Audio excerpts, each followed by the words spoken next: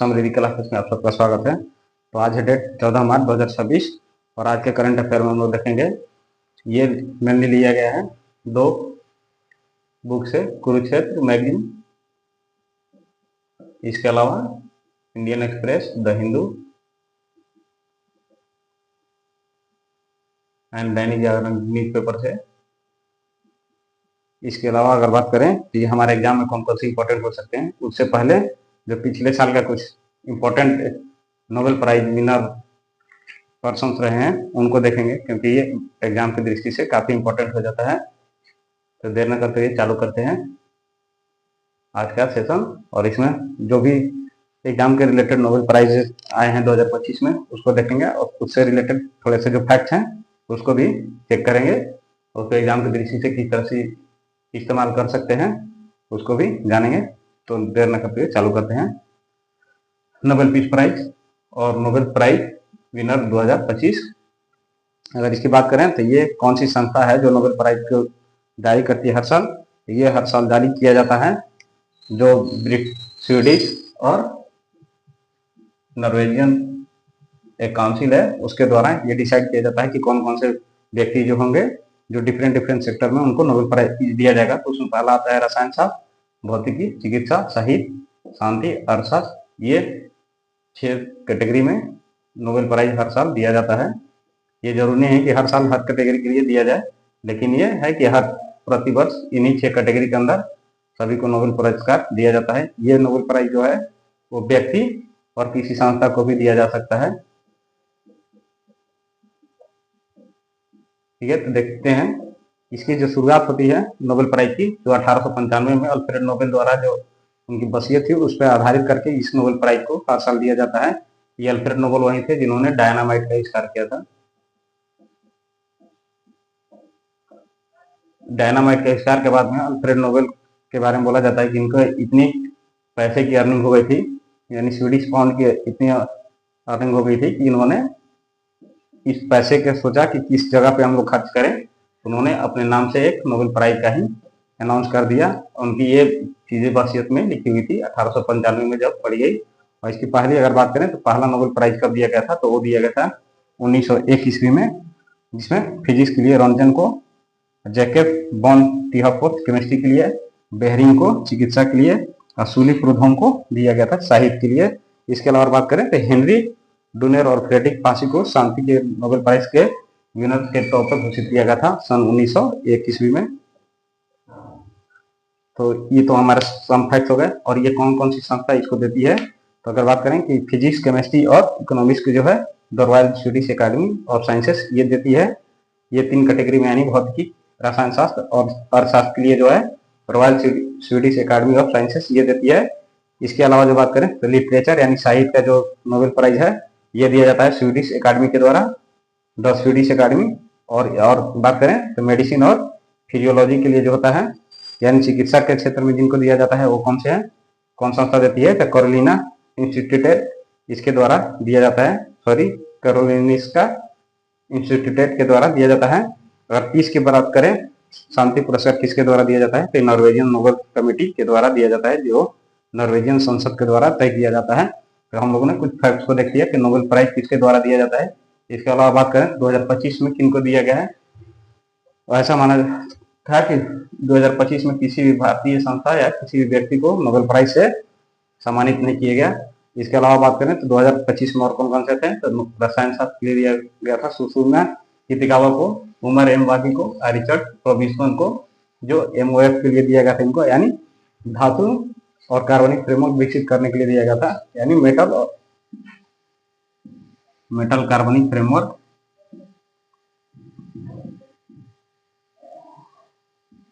इसको विकसित करने के लिए जो है दोनों के बीच में रिलेशन को विकसित करने के लिए इनको ये अवार्ड दिया गया था। भौतिकी की बात करें तो भौतिकी के लिए दिया गया था जॉन क्लार्क को, मिचेल H डेवरट को, जॉन M मार्टिनिस को। ये क्वांटम यांत्रिक टनलिंग के दिया गया था, यानी इसको बोलते हैं क्वांटम मैकेनिक।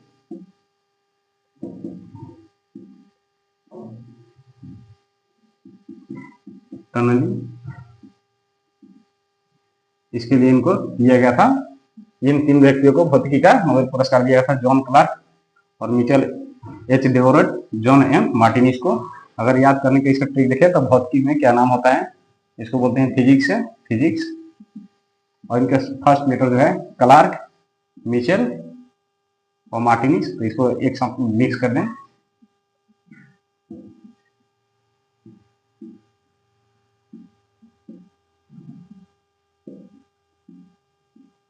अगर इसका नाम को अगर पढ़ें तो ये क्रिकेटर थे, ये मिचेल क्लार्क जो ऑस्ट्रेलिया के थे। अगर इसको रिवर्स कर दें, मिचेल क्लार्क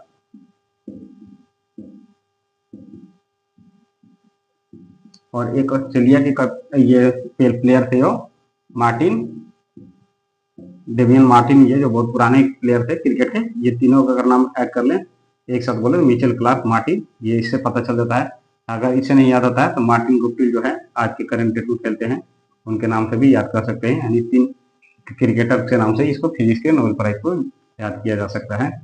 इसके अलावा बात किया जाए तो चिकित्सा यानी फिजियोलॉजी और मेडिसिन के लिए किसको दिया गया था, मैरी ई ब्रोनको को, और इसके अलावा फ्रेडी ई ब्रोनको को, फ्रेड रैम्सडेल को और सिमोन साकागुची को यह दिया गया था परिधीय प्रतिरक्षा सहिष्णुता को डेवलप करने के लिए।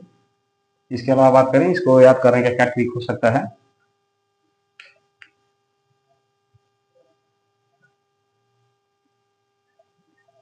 जहां तक ट्रिक हो सकता है जिसको निमोनिक्स भी बोलते हैं वहां तक याद करने की कोशिश करेंगे कैसे हो सकता है। तो इसमें देखें, मेरी फ्रेंड, मेरी फ्रेंड साकागुची या मेरी फ्रेंड सिमोन, इस तरीके से आप याद कर सकते हैं।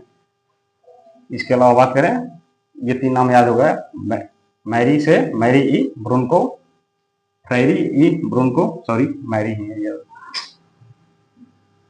Mary E Brunkow, Fred Ramsdell and Simon Sakaguchi. इसका नाम से याद कर सकते हैं, मैरी फ्रेंड सिमोन। इसके निमोनिक से आप ध्यान रख सकते हैं। ये जो चिकित्सा के लिए दिया गया था 2025 का नोबेल पुरस्कार इन 3 व्यक्तियों को दिया गया था। ये सिमोन साकागुची जो थे ये जापान के निवासी थे, और ये किस लिए दिया गया है, तो ये दिया गया परिधीय प्रतिरक्षा सहिष्णुता के लिए। नेक्स्ट है साहित्य के लिए यानी लिटरेचर के लिए किसको दिया गया था, ये दिया गया है लास्लो क्रस्जना होर्काई को। ये दूरदर्शी साहित्य के लिए, इनका साहित्य जो है काफी एडवांस लेवल पर लिखा हुआ बुक है, उसके लिए इनको दिया गया है।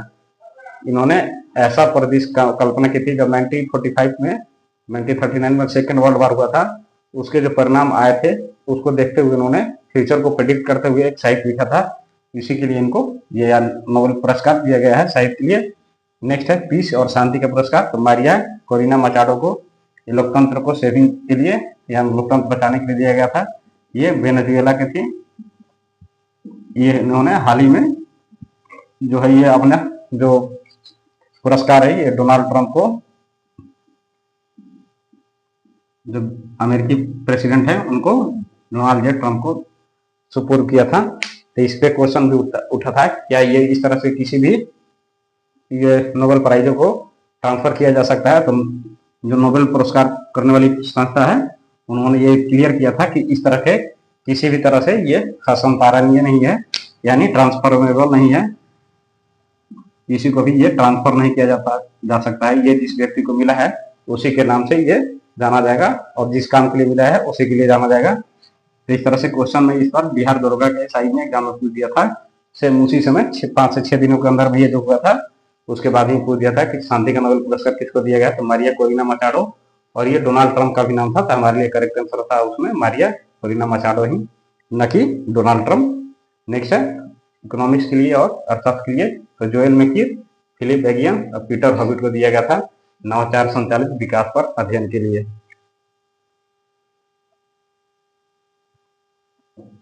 अब इसको याद करने का ट्रिक कैसे कर सकते हैं, इकोनॉमिक्स का जो अभी है किन किन को मिला है नोबेल पुरस्कार।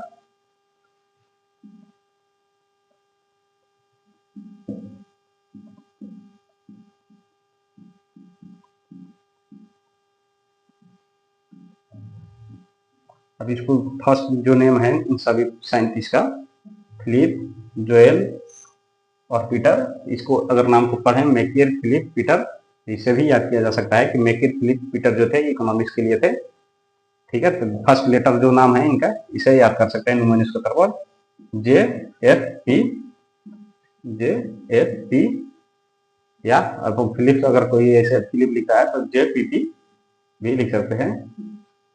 इस तरह से भी याद कर सकते हैं कि जे पी पी जो थे इकोनॉमिक्स के लिए थे। जपे जो हमारे प्रेमानंद बाबा हैं नाम जप होते हैं तो जपे जपे जपे, इसे आप याद कर सकते हैं। अर्थशास्त्र का नोबेल पुरस्कार। इस तरह से देखते हैं तो अगर भारत में बात करें सबसे पहले नोबेल पुरस्कार जितना भी अभी तक हम लोगों ने देखा 6 नोबेल पुरस्कार, इसके बारे में हम लोगों ने देख लिया। इसके अलावा बात करें तो भारत में जो पहला नोबेल पुरस्कार मिला था वो मिला था, जो हम लोगों ने पहला पॉइंट देख लिया था। उसके बाद में मयूरी नारी, ये थाई कैरियर है जो थाईलैंड देश की इंपोर्ट एक्सपोर्ट में लाई जाने वाली कैरियर है। इस पर ईरान के द्वारा हाल ही में पर्शियन गल्फ में अटैक कर दिया गया था। तो हमारे लिए इंपॉर्टेंट हो जाता है अगर एग्जाम में पूछे कि मयूरी नारी क्या चीज है तो हमको बताना होगा कि ये थाई कैरियर है। इसके अलावा बात करें तो ईरान के द्वारा प्रिंस सुल्तान एयरबेस जो है सऊदी अरबिया में उस पर अटैक किया गया था। तो इस तरह से हमसे पूछा जा सकता है, लेकिन इसको जो है सऊदी अरबिया के डिफेंस सिस्टम ने नाकाम कर दिया था। ये हमारे लिए लोकेशन के लिए इंपॉर्टेंट हो जाता है और ये नाम के लिए इंपॉर्टेंट हो जाता है पूछ देगा एग्जाम में कि किस चीज़ का नाम है या ये प्रिंस सुल्तान एयरबेस कहाँ है, तो ये हमको ध्यान होना चाहिए। इसके अलावा बात करें तो इजराइल के द्वारा जो है लेबनान की राजधानी बेरूत में लगातार अटैक किया जा रहा है। ऐसा इसलिए किया जा रहा है इजराइल के द्वारा, इजराइल का मानना है कि जितने भी शिया मिलिशिया ग्रुप है यहाँ पर बेरूत शहर में जो लेबनान की राजधानी है ये ईरान के द्वारा समर्थित है। ये जो आतंकवादी संगठन है इसका नाम है हिजबुल्लाह।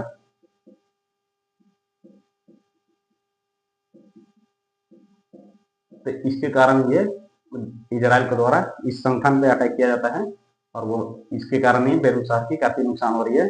अगर नेक्स्ट बात करें करंट अफेयर में तो इंटरनेशनल एनर्जी एजेंसी जो है यानी अंतर्राष्ट्रीय ऊर्जा एजेंसी जो है ये कहाँ पर स्थित है, तो ये फ्रांस के पेरिस शहर में, और इसको स्थापना किया गया था 1974 में। इसके सदस्य बनने के लिए पहले किसी भी कंट्री को OECD का सदस्य होना जरूरी है और OECD का फुल फॉर्म होता है Organisation for Economic Cooperation and Development. अगर बात करें भारत का तो ये भारत 2017 में इसका सहयोगी देश के तौर पर शामिल हुआ था।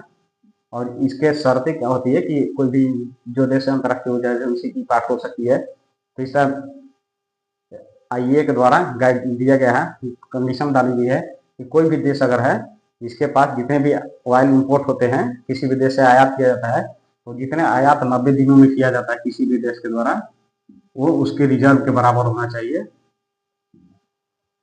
यानी उस देश में इतनी इसकी जो है रिजर्व होनी चाहिए 90 दिन के बराबर, वही देश जो है इसका IEA का मेंबर बन सकता है। IEA के मेंबर बनने से पहले उसको OECD का मेंबर बनना पड़ेगा।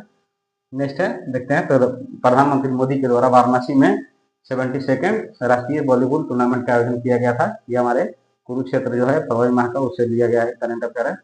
अगर बात करें तो इस पर मेनली फोकस किया गया था, इस पर ग्रामीण खेलों से संबंधित था और ग्रामीण खेलों से संबंधित था उसके एजुकेशन को लेकर दोनों को कंबाइन करके इस तरह से ग्रामीण परिवेश को इम्प्रूव किया जा सकता है, वहाँ के लोगों का इम्प्रूवमेंट किया जा सकता है, स्किल लेवल खेलों में और एजुकेशन किस तरह से बढ़ाया जा सकता है। इसके रिगार्डिंग ये पूरी कुरुक्षेत्र जो महीने के 2 फरवरी माह की थी इससे रिलेटेड थी। तो उसमें बात करें जो मेन खिलाड़ियों का नाम दिया गया था वो हम लोगों को जानना जरूरी है। जो हमारे नाम पूछ देता है एग्जाम में तो हम लोग को समझ नहीं आता कि ये नाम किस लिए पूछ दिया। जैसे इसमें प्रीतम सिजाज है, ये महिला हॉकी खिलाड़ी हैं जो 2002 में ही मेडल जीत चुकी हैं हॉकी के क्षेत्र में। ये हरियाणा के रहने वाली है, तो ये हमारे लिए इम्पोर्टेंट हो जाता है क्योंकि ये ऐसा कुरुक्षेत्र में डाला हुआ है। नेक्स्ट बात करें तो नीरज चोपड़ा, सभी लोग जानते हैं नीरज चोपड़ा एक अच्छा इंडिया का सबसे बेहतरीन भाला फेंक खिलाड़ी हैं। वैसे ही बात करें तो मनु भाकर जो है ये 10 मीटर एयर पिस्टल में खेलती हैं और इसमें इन्होंने इस साल 2 ओलंपिक मेडल जीते थे, जो दूसरी खिलाड़ी बनी थी PV सिंधु के बाद में। नेक्स्ट अगर बात करें तो ये जो मिक्स एयर पिस्टल में भी पार्टिसिपेट करते हैं, यानी जहाँ पर महिला और पुरुष दोनों पार्टिसिपेट करते हैं उसमें भी और सिंगल में भी ये इन्होंने पार्टिसिपेट किया था, जिसमें इन्होंने 2 ओलंपिक मेडल जीते थे। नेक्स्ट बात करें तो MC मैरी कॉम, ये मुक्केबाजी से आती हैं, ये काफ़ी अभी विवादों में रहती है अपने पति पे दिए गए कमेंट के कारण। ये मणिपुर के रहने वाली हैं। इसके अलावा बात करें भाईचुंग भूटिया जो हैं ये फुटबॉल के खिलाड़ी रह चुके हैं सिक्किम के, इन्होंने अभी संन्यास ले चुके हैं बहुत पहले ही। लेकिन इसमें कुरुक्षेत्र में दिया था कि जो ग्रामीण पृष्ठभूमि से जो आते थे, खेलो इंडिया मूवमेंट के तहत ये सरकार इसको प्रमोट कर रही है। तो इसमें जो ग्रामीण के क्षेत्र के जितने भी प्लेयर्स रहे हैं जो इंटरनेशनल लेवल पर नाम कमाए हैं, ये सारे नाम फेमस हैं। तो स्टार्टिंग से बात करें तो प्रीतम सिगार जो है ये हरियाणा की, इसके अलावा नीरज चोपड़ा, मनु भाकर, नैन्सी मैरी कॉम, भाईचुंग भाटिया, ये फुटबॉल से रिलेटेड ये जितने भी हैं ये ग्रामीण पृष्ठभूमि से आने वाले ये सारे प्लेयर हैं। इसके अलावा बात करें पैरालंपिक में भी शीतल देवी आती हैं तीरंदाजी में, जो जम्मू रीजन से आती हैं, यानी JNK से आती हैं। इसके अलावा बात करें दीप्ति जीवंदी, ये तेलंगाना के ग्रामीण पृष्ठभूमि से आने वाले काफी बेहतरीन खिलाड़ी रही हैं। इनको जन्म के समय ही इनको लोग ऐसे बाई कमेंट इनको बंदर बुला देते थे, क्योंकि इनकी शक्ल जो थी उस समय अच्छे से डेवलप नहीं हो पाई थी। तो इसके कारण अभी भी आप लोग अगर इसको सर्च करेंगे तो देख सकते हैं, इनके बारे में तो पढ़ सकते हैं। ये काफी प्रेरणा स्रोत है कि किस तरह से किसी लड़की को जब गार्जियन भी अपने से निगलेक्ट करने रहते हैं, अपने से दूर रखने रहते हैं, वो बच्ची भी कितना नाम रोशन करती है, जो भी ग्रामीण पृष्ठभूमि से आ रही है। इसके अलावा ये कितना बड़ा संघर्ष करके ये इंटरनेशनल लेवल पर अपना नाम कमाती है। इसके अलावा बात करें तो सुमित अंतिल जो है ये भाला फेंक प्रतियोगिता में आप हर बार पैरालंपिक में देखेंगे तो इनका एक मेडल होता ही होता है। ये भी हरियाणा के ग्रामीण पृष्ठभूमि से आने वाले खिलाड़ी हैं। इसके अलावा बात करें तो ये जो मेन खिलाड़ी हैं ये सब हम लोगों ने देख लिया। अगर बात करें तो इंडिया जो है इसके अलावा जो कौन सा खेल है कीर्ति, यानी खेलो इंडिया राइजिंग टैलेंट आइडेंटिफिकेशन में, जो मार्च 2024 में सरकार के द्वारा चालू किया गया था नेशनल एजुकेशन पॉलिसी 2020 के तहत, यानी राष्ट्रीय शिक्षा नीति जो सरकार के द्वारा 2020 में लाई गई थी, उसके तहत ही इसको कीर्ति को लाया गया था, खेलो इंडिया राइजिंग टैलेंट आइडेंटिफिकेशन को। इसमें भारत खेलो नीति जो है 2025 के तहत भी इसको समावेशित किया गया था, ताकि जो ग्रामीण पृष्ठभूमि से जितने भी बच्चे आने वाले हैं खेलों के थ्रू अपना भविष्य को सुधार सकते हैं या भविष्य को बना सकते हैं। तो इस तरह से देखें तो ये काफी इंपॉर्टेंट हो जाता है। ये पूछ सकता है कि कीर्ति क्या है, इसका फुल फॉर्म बताइए। तो खेलो इंडिया राइजिंग टैलेंट आइडेंटिफिकेशन ये है, और इसको चालू कब किया गया था, तो मार्च 2024 में चालू किया गया था। इसके अलावा बात करें तो 2024 में पैरालंपिक में भारत ने कितने मेडल जीते थे, ये टोटल भारत के द्वारा जीता गया था 29 पदक, जिसमें 7 गोल्ड, 9 रजत और 13 ब्रॉन्ज मेडल जीता गया था। इसके अलावा बात करें तो एक काफी अभी न्यूज में आ रहा है द्वीप, जिसको खर्ग द्वीप भी बोलते हैं, खर्ग आइलैंड ये है, ये भी पर्शियन गल्फ में है। पर्शियन गल्फ के काफी न्यूज आ रहे हैं, तो इससे क्वेश्चन जो है पूछे जाने की ज्यादा संभावना है। तो खर्ग द्वीप जो है ये छोटा सा आइलैंड है, मान लीजिए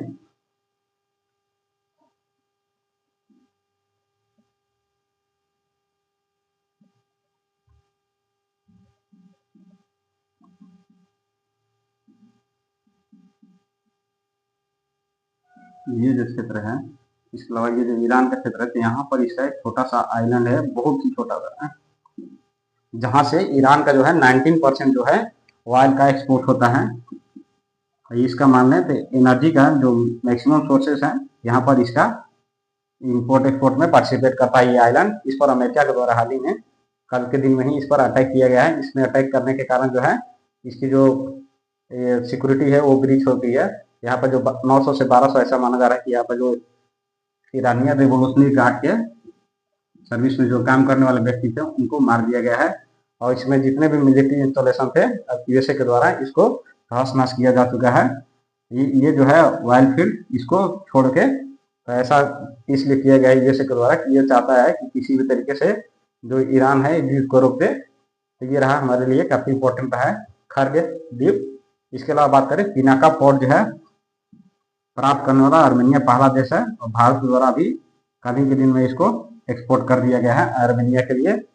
इसके अलावा बात करें तो बुक्सा जनजाति हाल ही में फेमस रही है। तो बुक्सा जनजाति किस देश राज्य से आती है, तो ये आती है उत्तराखंड और उत्तर प्रदेश से। तो अगर हम लोग बात करें तो इस तरह से हम लोगों ने पूरे आज के करंट अफेयर देख लिया, जिसमें इस सेशन में हम लोगों ने देखा कि मयूरी नारी कहाँ का क्या है, ये थाई करियर है, यानी थाईलैंड की करियर है। सुल्तान एयरवेज कहाँ है, तो सऊदी अरबिया में। लेबनान की राजधानी कहाँ है, तो बेरूत। ये डायरेक्ट क्वेश्चन पूछ देता है एग्जाम में। अगर आप लोग को ज्यादा ध्यान रखना है, इसके नियर बाई जो कंट्री हैं जो मेडिटेरियन सी से लगे हैं, ये मान लीजिए लेबनान है, इजराइल, इसके अलावा ये मिस्र। तो इस तरह से हम लोग याद कर सकते हैं। इसके अलावा जो जॉर्डन है, इनकी देशों की राजधानी कौन कौन सी है। ठीक, तो नेक्स्ट है अंतर्राष्ट्रीय ऊर्जा एजेंसी की स्थापना कब हुई थी या इसका हेडक्वार्टर कहाँ है, ये भी हमारे से क्वेश्चन पूछा जा सकता है, ये इंपॉर्टेंट हो जाता है। OECD क्या है, इसका क्या काम है, ये IEA का मेंबर कौन बन सकता है, इंडिया कब इसका देश बना था, सहयोगी देश सदस्य बना था, या OECD का फुल फॉर्म क्या है, क्योंकि पिछली बार एग्जाम में भी एक फुल फॉर्म पूछा था, तो इसलिए इसको ध्यान रखने की जरूरत है। OECD का full form Organisation for Economic Cooperation and Development. Condition है हमारे बारे में नहीं पूछेगा, ये जब भी पूछेगा यूपीएससी लेवल का एग्जाम में पूछता है।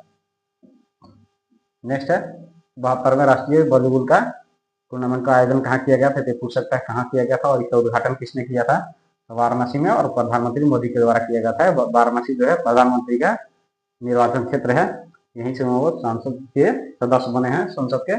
ग्रामीण खेलों से संबंधित जो है कुरुक्षेत्र उससे रिलेटेड ये जितने भी नाम है ये काफी इंपॉर्टेंट हो जाते हैं। तो मिलते हैं हम लोग नेक्स्ट लेक्चर में, तब तक के लिए बाय, धन्यवाद। यदि सेशन अच्छा लगता है तो अपने दोस्तों में शेयर जरूर करें, लाइक कमेंट जरूर करें। यदि किसी चीज़ की इंप्रूवमेंट या किसी चीज़ की रिक्वायरमेंट होती है तो भी कमेंट सेक्शन में मेंशन कर सकते हैं। तब तक के लिए मिलते हैं बाद में, बाय, थैंक यू।